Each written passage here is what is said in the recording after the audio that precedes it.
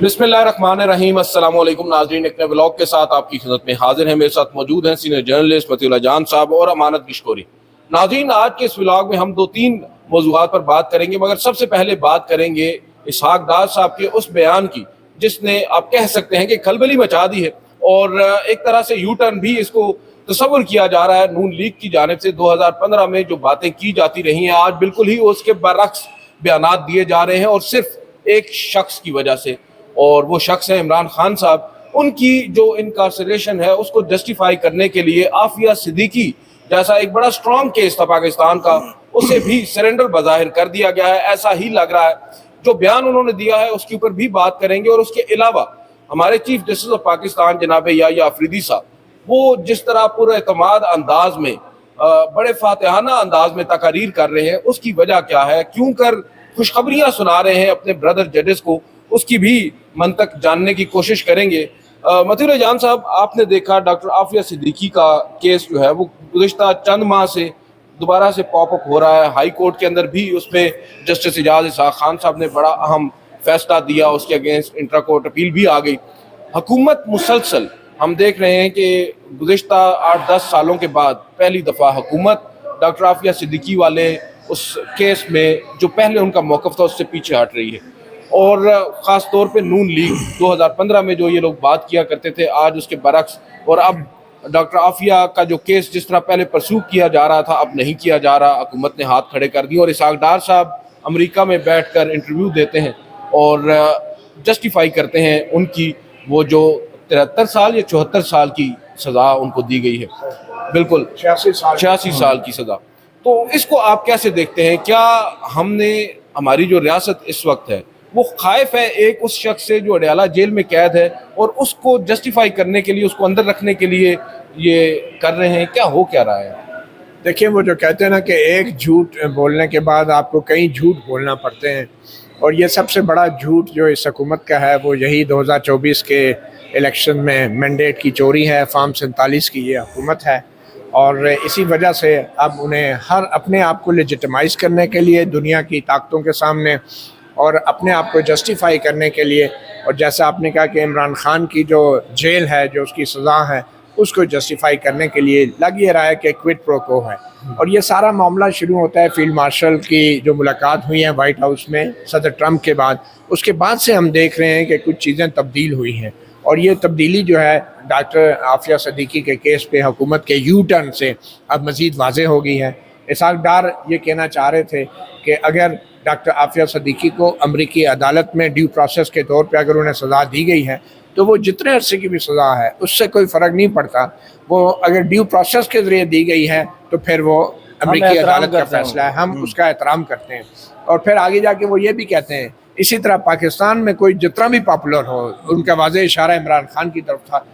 और वो इनडायरेक्टली बिलवासा तौर पे तस्लीम कर रहे थे कि इमरान खान बहुत पॉपुलर है, और वो ये भी तस्लीम कर रहे थे कि जो इलेक्शन में जो हुकूमत आई है ये पॉपुलर नहीं है, और वो इसी वजह से नहीं है कि ये मैंडेट चोरी करके बैठे हुए हैं। तो उन्होंने कहा कि जितना भी कोई पॉपुलर हो, अगर उसने कोई गलत काम किया है तो उसको नज़रअंदाज नहीं किया जा सकता। ये नहीं कि वो ये चाह रहे हैं बुनियादी तौर पे कि पाकिस्तान डॉक्टर आफिया सिद्दीकी के ऊपर सरेंडर कर रहा है और अमरीकी अदालतों के फ़ैसले को तस्लीम करता है। इसी तरह अमरीकी इंतज़ामिया और अमरीकी हुकूमत भी पाकिस्तान की अदालतों के जो इमरान खान के बारे में फ़ैसले हैं उनको तस्लीम करें, उनके ऊपर जो है वो ज़्यादा दबाव ना डालें या बात ना करें। और ये बयान एक ऐसे वक्त में आया है जब हुकूमत की कांपें टांग रही हैं। सलमान और कासिम जो इमरान खान के बेटे हैं वो पाकिस्तान आने का ऐलान कर चुके हैं, और जो अवामुल गिर एहतजाज का ऐलान किया इमरान खान ने, जिसमें उन्होंने कहा है कि 5 अगस्त को जब उनको 2 साल पूरे हो जाएंगे जेल में तो वो अरूज होगा मुल्क की तहरीक का। तो ये मुझे लगता है कि हुकूमत पैनिक कर गई है, और एक इतने बड़े मामले पे डॉक्टर आफिया सिद्दीकी का केस कोई मामूली केस नहीं था। अभी 1 हफ़्ता पहले ही इस्लामाबाद हाई कोर्ट के जस्टिस इजाज़ इसहाक ने शहबाज शरीफ वज़ीर आज़म और इसहाक डार और इन तमाम लोगों को तौहीन अदालत के नोटिस जारी किए थे, और डॉक्टर आफिया सिद्दीकी के केस में इस बुनियाद पे कि पहले यही हुकूमत इस्लामाबाद हाई कोर्ट में पेश होकर ये कहती रही है कि अमरीकी हुकूमत को उन्होंने ख़त लिखा है, दोबारा राब्ता भी कर रहे हैं, और वो अमरीकी अदालत के अंदर भी पाकिस्तानी हुकूमत फरीक बनेगी, अमेरिकस ब्रीफ देगी। اور اچانک پھر ایک دن عدالت میں آ کے حکومت کے اٹارنی جنرل آفس کی طرف سے کہا گیا کہ حکومت نے فیصلہ کیا ہے کہ عافیہ صدیقی کے کیس میں وہ فریق نہیں بنے گی اور امیکس بریف نہیں دے گی. تو یہ ایک یو ٹرن تھا. لگ یہ واضح طور پہ عدالت کو اندھیرے میں رکھا گیا, عدالت کو دھوکہ دیا گیا, عدالت کے سامنے جھوٹ بولا گیا, جس کی بنیاد پہ ان کو توہین عدالت کے نوٹس جاری ہوئے. اور وہ توہین عدالت کے نوٹس بدقسمتی سے چیف جسٹس سلفار ڈوگر, کیونکہ آج کل بادشاہ ہیں اسلام آباد ہائی کورٹ کے, انہوں نے اس لیے وہ نوٹس جاری نہیں ہونے دیے کہ جسٹس اعجاز اسحاق نے ایک ایسے دن پہ عدالت لگائی جس کی شاید چیف جسٹس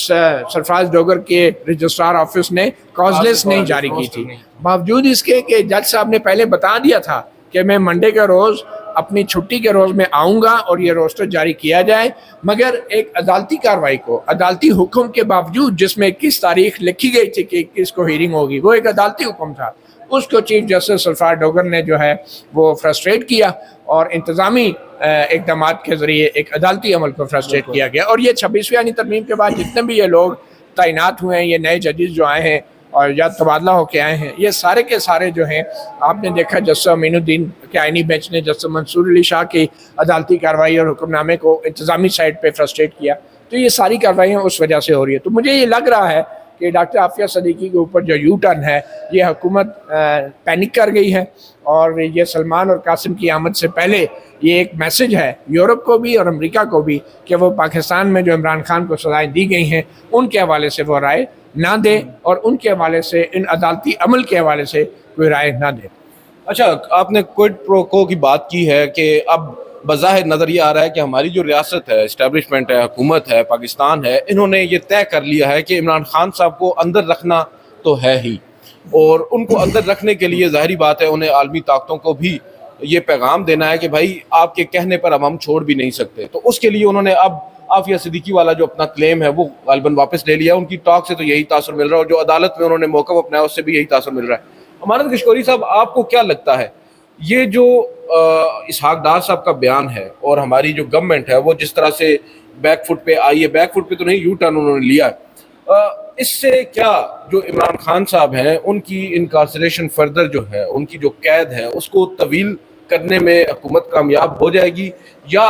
پھر بھی ان کو مشکلات کا سامنا کرنا پڑے گا؟ کیونکہ عافیہ صدیقی تو ہم سمجھتے تھے ایک لاسٹ ریزارٹ ہے, اگر اس کو بھی آپ نے کر دیا ہے, اگر وہ کارڈ آپ نے شو کر دیا ہے, پلے کر دیا ہے, تو پھر تو آپ کے پاس اب کچھ بچا نہیں ہے امریکہ کے ساتھ بارگیننگ چپ کے طور پر.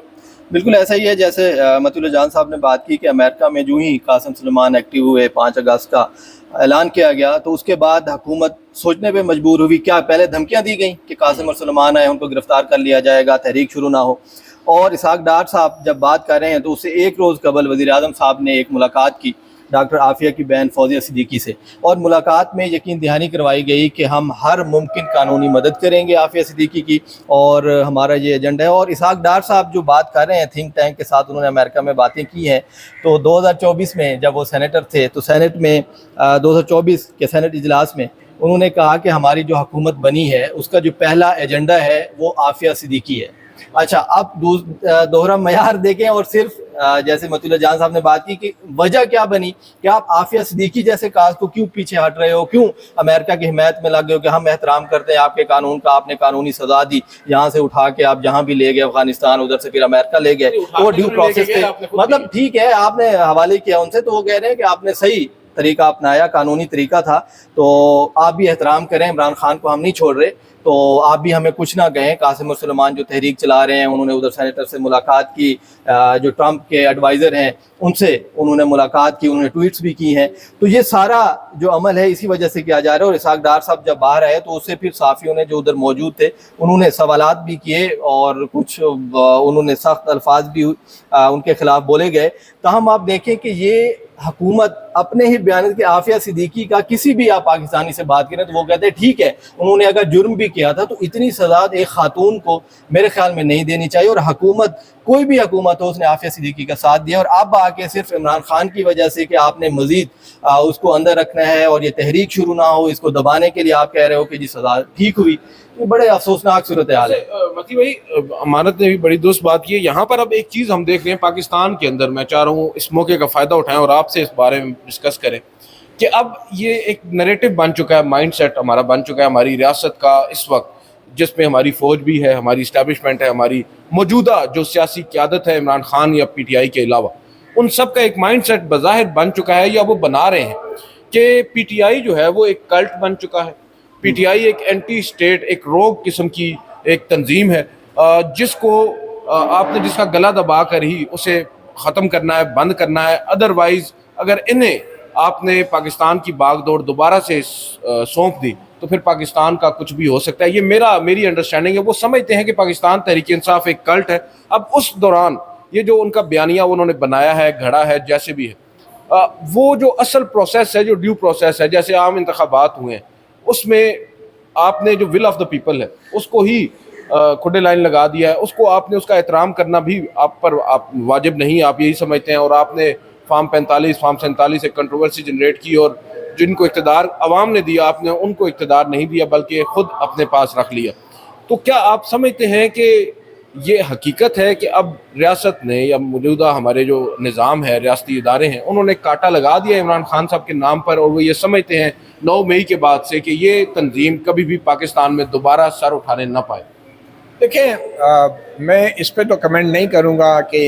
کلٹ ہے یا نہیں، کیونکہ یہ بڑا ہی ایک سبجیکٹو قسم کی انالیسس ہے. بہت سے لیڈر اپنے آپ کو کلٹ کہنے میں فخر محسوس کرتے رہے ہیں. آج اگر نواز شریف بھی پاپولر ہوتے تو وہ کبھی اس بات کی تردید نہ کرتے. وہ بھی بڑے ہوتے.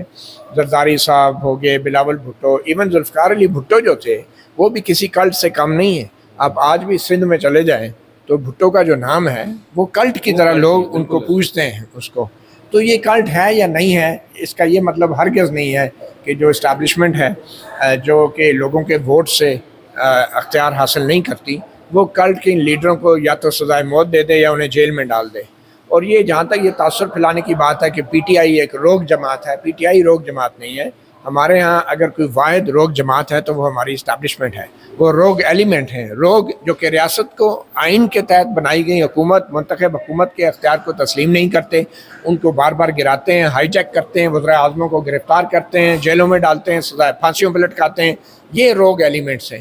تو یہ کسی کے بیانیہ بنانے سے فرق نہیں پڑے گا. اور جہاں تک کاٹا لگانے والی بات ہے، میرے خیال میں اسٹیبلشمنٹ جتنے بھی لیڈروں پہ جتنے بھی کاٹے لگا لیں، عوام کے دل میں ایک سب سے بڑا کاٹا لگ چکا ہے اور وہ ہے اسٹیبلشمنٹ کا، چاہے وہ عمران خان کی وجہ سے ہے. اور میں سمجھتا ہوں کہ ایون پیپل پارٹی اور نون لیگ کے لوگوں بھی بڑی تعداد میں ایسے ہیں جو اپنے دل میں اسٹیبلشمنٹ کے نام کے اوپر کاٹا لگا چکے ہیں. اور وہ مجبوری ہے، کیونکہ نواز شریف جو ہے اس وقت ڈیل کر رہے ہیں، شہباز شریف ڈیل کر رہا ہے، آصف علی زرداری ڈیل کر رہے ہیں، بلاول بھٹو بھی خاموش رہ کے اس تمام ظلم و ستم کے اوپر ایک ڈیل کر رہے ہیں. تو میرے خیال میں یہ سارے موقع پرستی ہیں، مگر عوام کے دل میں ایک کاٹا لگ چکا ہے، وہ ہے اسٹیبلشمنٹ کے اوپر. جس عوام کی میں بات کر رہا ہوں اس میں نون لیگ کے لوگ بھی شامل ہیں، پیپل پارٹی کے لوگ بھی شامل ہیں. تو واپس اگر ہم آئیں ادھر عافیہ صدیقی کے اوپر، عدیل میں ایک بات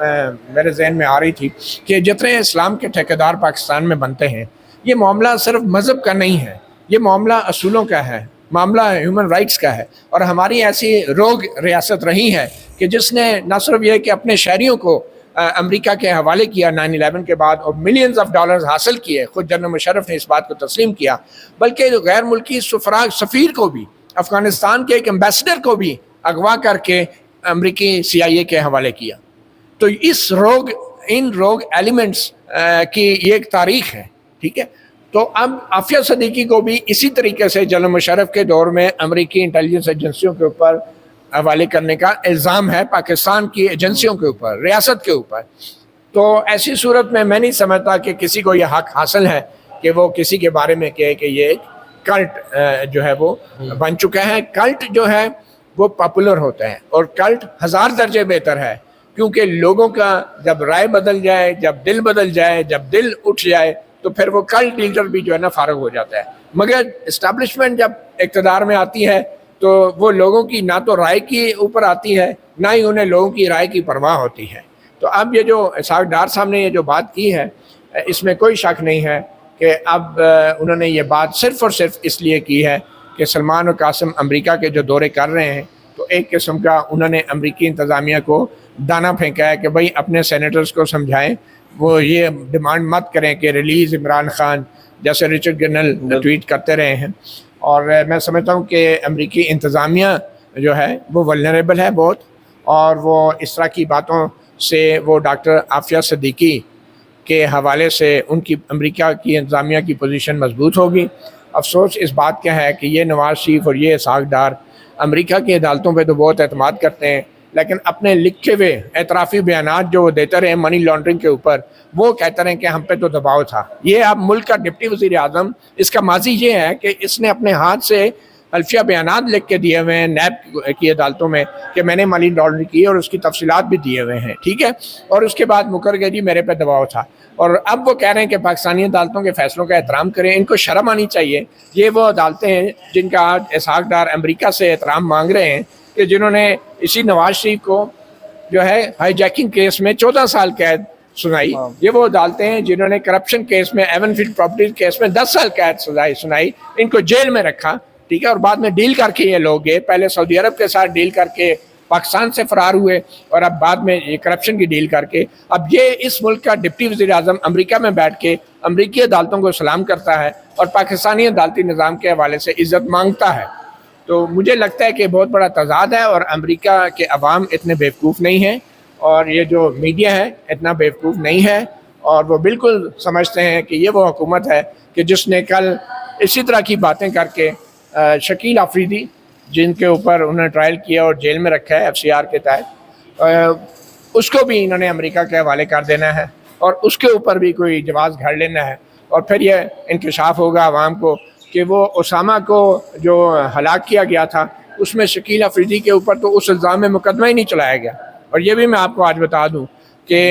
اسامہ کے ہلاکت کے اور اس حوالے سے جاسوسی کا الزام تھا ہی نہیں شکیل آفریدی پہ، ٹھیک ہے نا، اور بعد میں پتہ چلے گا تو اس کو تو کسی اور جرم میں ایک سزا دی گئی تھی، تو اس لیے ہم نے اس کو رہا کر دیا ہے، اور وہ شکیل آفریدی صاحب پوری کر کے وہ امریکہ شفٹ ہو جائیں گے۔ لیکن شکیل آفریدی کا بھی میں آپ کو بتا دوں، یہ جو کہانی گھڑی گئی ہے بالکل میمو کمیشن والا ایک سائیڈ سٹوری بنائی گئی تاکہ لوگوں کی توجہ ہٹائی جائے۔ شکیل آفریدی کو بھی ایک امریکہ کا جاسوس بنا کے پیش کیا گیا تاکہ جنرل کیانی اور جنرل پاشا وہ اپنے اوپر جو ان کی غفلت تھی، ملک کا دفاع کرنے میں ناکامی تھی، وہ اس سے توجہ ہٹانے کے لیے انہوں نے ایک میمو اسکینڈل کھڑا، اور دوسرا یہ شکیل آفریدی کو انہوں نے اچھال کے پیش کیا کہ یہ جاسوس تھا، اس نے یہ کیا، اور جو خود غفلت ہوئی، اور پتہ نہیں وہ غفلت بھی تھی یا کمپلیسٹی تھی، یہ آج تک ثابت نہیں ہوا کیونکہ ابتباد کمیشن کی رپورٹ بھی سامنے نہیں آئی۔ تو یہ ایک سائیڈ سٹوریز ہیں، اور کل یہ حکومت شکیل آفریدی کو بھی ریلیز کرے گی، اور میرے خیال میں ہونا بھی چاہیے، کیونکہ بڑا جرم شکیل آفریدی کا نہیں ہے۔ بڑا جرم جو ہے وہ اگر دیکھا جائے آج کل کے ماحول میں تو آج بھی کوئی آفریدی ہوگا، لیکن بڑا جرم اس وقت بھی میں سمجھتا ہوں شکیل آفریدی کا نہیں تھا۔ اب آپ نے شکیل آفریدی کی بات کی ہے تو ہم جسٹس یحییٰ آفریدی کی بات کر لیتے ہیں۔ ہمارے کشوری صاحب، کل جسٹس یحییٰ آفریدی صاحب نے بڑا فاتحانہ انداز میں ایک خطاب کیا ہے، اور وہ ججز کو گڈ نیوز بھی سناتے رہے ہیں، کوئی نئی کمیٹیاں بھی ترتیب دیتے رہے ہیں، اور سب سے امپورٹنٹ چیز یہ ہے جب وہ سر تقریر کرتے ہیں یا وہ لیکچر دیتے ہیں کسی موقع پر، تو وہ سب سے پہلے تو اپنا جو عدالتی نظام ہے اس پہ اس قدر اعتماد کا اظہار کرتے ہیں، اور پھر عدالتی فیصلوں پر عمل درآمد کی بھی بات کرتے ہیں۔ کل انہوں نے کیا تقریر کی ہے، اور آپ کیا اخذ کر رہے ہیں ان کی اس تقریر سے کہ موجودہ جو نظام ہے، جو عدالتی نظام ہے 26ویں آئینی ترمیم کے بعد سے، کیا جسٹس یحییٰ آفریدی صاحب یہ سمجھتے ہیں کہ وہ بالکل ٹھیک ہے، اسموتھ چل رہی ہیں چیزیں، اور جو کچھ قانون کی خلاف ورزیاں ان کی ہی ناک کے نیچے اسلام آباد کے اندر ہو رہی ہیں، اسلام آباد سے چند کلومیٹر کے فاصلے پر اڈیالہ جیل میں ایک شخص قید ہے، اس کا جو بیانیہ ہے، اور پھر اسلام آباد ہائی کورٹ میں جو کچھ ہو رہا ہے، یہ سب ان کو نظر نہیں آ رہا؟ نہیں، یحییٰ آفریدی صاحب کو سب کچھ نظر آ رہا ہے، لیکن جس طریقے سے وہ چیف جسٹس بنے وہ میرے خیال میں وہ خود کچھ کر بھی نہیں سکتے، جس طرح پہلے بھی ہم نے بات کی۔ میرا خیال ہے اس میں تھوڑا سا ہم ایک چینج کر لینا، وہ خود کچھ کر بھی نہیں سکتے یا وہ خود کچھ کرنا بھی نہیں چاہتے۔ میرا خیال ہے وہ امانت کہہ رہے ہیں کہ جس طریقے سے مجبوری کی حالت میں شہباز شریف وزیر اعظم بنے، اس طریقے سے مجبوری کی حالت میں یحییٰ آفریدی چیف جسٹس بن گئے۔ بالکل ٹھیک۔ تو اب اس طریقے سے 26ویں آئینی ترمیم کے بعد جب جسٹس منصور علی شاہ چیف جسٹس بننے تھے تو یحییٰ آفریدی صاحب آ گئے، تو انہوں نے رپورٹ جو ہے وہ پھر پازیٹیو ہی دینی ہے، اور کہنا ہے کہ جی ہماری عدلیہ بہت اچھی ہے، رینکنگ کو دیکھیں تو 129 پہ ہم چلے گئے ہیں 139-40 ممالک میں، تو کوئی 8-10 ہی رہ گئے ہیں، اس کے بعد ہم مزید اوپر ہی جا رہے ہیں، تو عدالت ہماری بہتر، سپریم کورٹ کی حد تک، رپورٹس کی حد تک تو بہتر ہے، روزانہ ایک پریس ریلیز آتی ہے اور بتایا جاتا ہے کہ ہماری عدلیہ نے نئے اقدامات کیے ہیں، اصلاحات ہو رہی ہیں، آئی ٹی کا استعمال ہو رہا ہے، اے آئی پہ ہم کام کرنا شروع کر رہے ہیں، دوسرے ممالک سے ہم سیکھ رہے ہیں. ترکی کے ساتھ ایک ہمارا ابھی وفد گیا ہوا ہے، تو وہ ٹیکنیکل ہماری ٹیم ہے، ایک ہفتے کے لیے ترکی گئی ہے، وہاں کی آئینی عدالت کا جو کام ہے اس کو دیکھے گی کہ کس طرح کر رہی ہے، اور پھر ہو سکتا ہے ہماری بھی ایک آئینی عدالت آ جائے. تو وہ ترکی سے سیکھنے گئے انہوں ہیں. نے کہا ہے یا آپ کہہ رہے ہیں؟ نہیں مطلب میں کہہ رہا ہوں کہ ایک وفد انہوں نے بھیجا ہے، ڈیلیگیشن ہمارا گیا ہوا ہے. چین میں بھی ہے اور ترکی میں بھی ہے. چین اور جو ترکی ہے ہاں ان کی جو عدالتیں ہیں ان کے ساتھ ہم لوگ کو MOU ہم نے سائن کیے ہیں. بالکل. اب چین کے اندر تو آپ کو معلوم ہے وہاں پر کون سی جمہوریت ہے، اور ترکی کے اندر بھی، اور وہاں پر تو کانسٹیٹیوشنل کورٹ ہے، شاید اسی ماڈل کو یہاں پر اپلائی کرنے کی. متی بھائی آپ کو کیا لگ رہا ہے، یہ جو چیف جسٹس صاحب ججز کو اپنی طرف سے خوشخبری سنا رہے ہیں کہ بھائی اب وزٹس ہوں گے ترکی کے، چین کے، آپ لوگوں کو TADA بھی ملے گا، تو مساج بھی ہوگا مساج بھی ہوگا، تو یہ کیا وہ کیا کرنا کیا چاہ رہے ہیں؟ اور پھر ایک انہوں نے کمیٹی تشکیل دی ہے جس میں رحمت جعفری صاحب اس میں ایڈ کر رہے ہیں، اس کمیٹی کو جو اب ججز کو ایویلیویشن کرے گی اور غالباً کارکردگی کو جانچا جائے گا. کیا دیکھ ان کی فٹنس دیکھ کے انہیں باہر کے دوروں پہ بھیجا جائے گا. کیا بات ہے. بہرحال عدیل آپ نے سنا ہوگا نا کہ کوا چلا ہنس کی چال اپنی بھی بھول بیٹھا. تو ہماری عدلیہ تو وہ کوا ہے کہ جو کبھی چین کا نظام عدل اسٹڈی کرنے جاتی ہے، کبھی ترکی کا، کبھی برطانیہ کا، کبھی امریکہ کا. مسئلہ نظام عدل کو بہتر کرنے کا نہیں ہے، مسئلہ سیر سپاٹے کا ہے، مسئلہ سیر سور کرنے کا ہے. ٹھیک ہے نا. تو اب یہ مجھے سمجھ نہیں آ رہی کہ چیف جسٹس یحییٰ افریدی نے اپنی تقریر جو ہمیں جاری کی گئی ہے تحریری طور پہ، اس پہ انہوں نے تقریر کے بیچ میں لکھا ہے گڈ نیوز. یہ چیف جسٹس کی تقریر ہے، اس پہ لکھا ہے گڈ نیوز.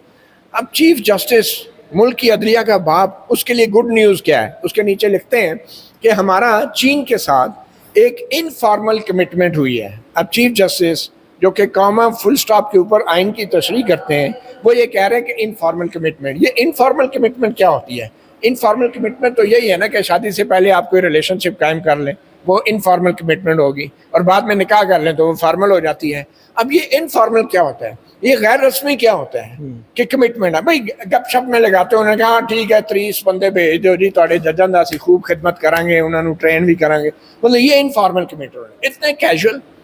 اور اتنے مطلب کیئر لیس قسم کے ورڈنگ یوز کر رہے ہیں ہمارا چیف جسٹس آف پاکستان کہ انفارمل کمٹمنٹ ہے. اور 30 جج جو ہیں وہ چین جائیں گے.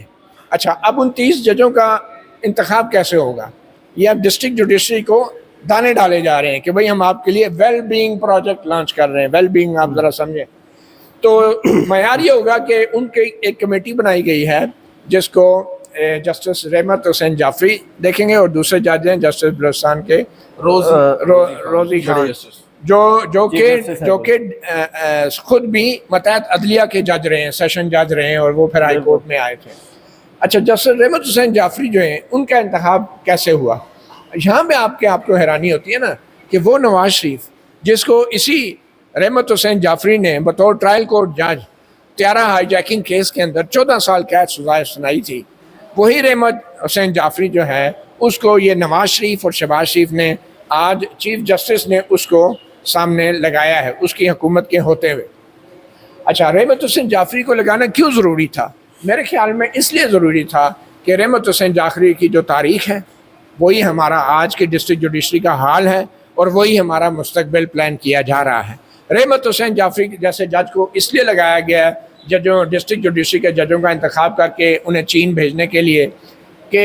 ڈسٹرکٹ جوڈیشری کو پتہ چلے کہ صرف وہ لوگ چین کے دورے کے لیے منتخب ہوں گے یا باہر کے دوروں کے لیے جو رحمت حسین جعفری جیسے ہوں گے. اور آج کل جو ڈسٹرکٹ جوڈیشری فیصلے کر رہی ہے، آپ دیکھ لیں کہ 9 مئی کے مقدمات میں جس طرح کے فیصلے آ رہے ہیں 10 سال قید، اور پھر 26 نومبر کے مقدمات میں جو قید کی سزائیں سنائی گئی ہیں وہ سارے رحمت حسین جعفری ہی ہیں. تو اگر میں یہ کہوں کہ رحمت حسین جعفری کی وہ خود ان کی روح ابھی ہیں تو وہ زندگی میں، لیکن وہ ایک روح بن چکے ہیں، وہ زندہ روح ہیں. تو وہ ایک رول ماڈل بنا کے چیف جسٹس یحییٰ افریدی نے پیش کیا ہے ڈسٹرکٹ جوڈیشری کو کہ ہمیں رحمت حسین جعفری جیسا بندہ چاہیے ڈسٹرکٹ جوڈیشری میں. اور پھر دوسرا انہیں لارا لگایا جا رہا ہے کہ جی ججوں کے سامنے جو وکیل پیش ہوں گے ڈسٹرکٹ جوڈیشری کے سامنے وہ ججز جو ہیں ان وکیلوں کی کارکردگی جانچیں گے، ان کی ایویلیویشن کریں گے، ان کی ریٹنگ انڈیکس بنائیں گے، کریڈیبلٹی انڈیکس، پھر ان میں سے سلیکٹ کر کے ہائی کورٹ میں ججز لگائے جائیں گے۔ وہ اس لیے کہا جا رہا ہے کہ جتنے بھی یہ وکلا ہیں اس ڈسٹرکٹ جوڈیشری کے سامنے پیش ہو رہے ہیں، خاص طور پہ جو پی ٹی آئی کے وکلا ہیں، وہ بڑے جارحانہ ان کا انداز ہے، وہ بڑے بیانات دے رہے ہیں،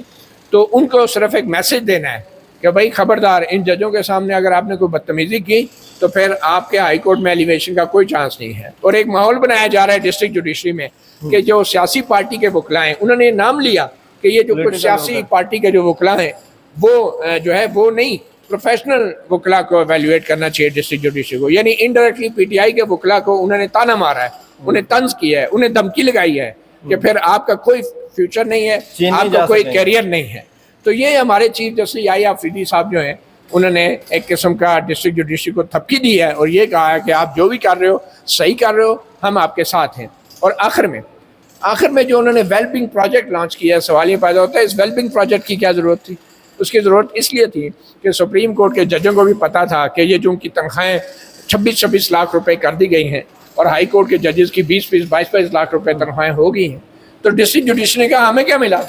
سارے کام ہم سے کروا رہے ہیں اور مزے اوپر لے رہے ہیں ہائی کورٹ اور سپریم کورٹ کے ججز۔ تو چیف جسٹس یحییٰ آفریدی نے ایک ٹرک کی بتی کے پیچھے لگا دیا ہے، سبز باغ دکھا رہے ہیں اپنے ڈسٹرکٹ جوڈیشری کو کہ آپ کی بھی ویلبنگ کی جائے گی، آپ کی بھی تنخواہیں بڑھائی جائیں گی، تسی جو کر رہے ہو جاری رکھو، میں آپ کے ساتھ کھڑا ہوں۔ اور جن کے ساتھ کھڑا ہونا تھا، اسلام آباد ہائی کورٹ کے 5 ججوں کے ساتھ کھڑے نہیں ہوا جو شخص، وہ ڈسٹرکٹ جوڈیشری کے ساتھ، ہاں ایک انہوں نے ضرور اچھا کام کیا، وہ واقعی جا کے کھڑے ہوئے، مگر صرف تصویریں بنوانے کے لیے، گوادر، سکھر، بلوچستان جا کے تصویریں اور پریس ریلیزیں بنوائی۔ تصویروں میں تو کھڑے نظر آتے ہیں لیکن چیمبرز میں جا کے ان کی جو پوزیشن ہے وہ ڈفرینٹ ہو جاتی ہے۔ تو میں اس لیے کہہ رہا ہوں کہ یہ جو تقریر ہے یہ صرف لارے لگائیں گے ڈسٹرکٹ جوڈیشری کو، ان کو تھپکی دی گئی ہے کہ آپ نے جو کچھ کیا پی ٹی آئی کے قائدین کے ساتھ، کارکنوں کے ساتھ، وہ بالکل ٹھیک کیا ہے۔ اور یہ وہ چیف جسٹس ہے جو کہتا ہے کہ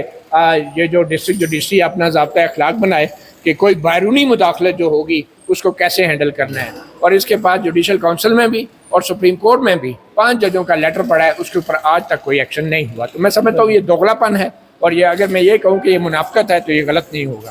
بہرحال دیکھتے ہیں، بظاہر تو ایسا ہی لگتا ہے کہ جناب چیف جسٹس یحییٰ آفریدی صاحب ایک شیل میں ہیں اور اس شیل کے اندر رہ کر انہیں معلوم نہیں ہے کہ ریئل ورلڈ میں کیا ہو رہا ہے۔ ہم صرف یہی کہہ سکتے ہیں، گو کہ ایک عام تاثر یہی ہے کہ ان کو سب معلوم ہے، مگر وہ خود اس تمام عمل کو نامعلوم ظاہر کر رہے ہیں۔ آج کے اس ولاگ سے اتنا ہی، مجھے مطیع اللہ جان صاحب کو اور امانت گشوری صاحب کو اجازت دیجیے۔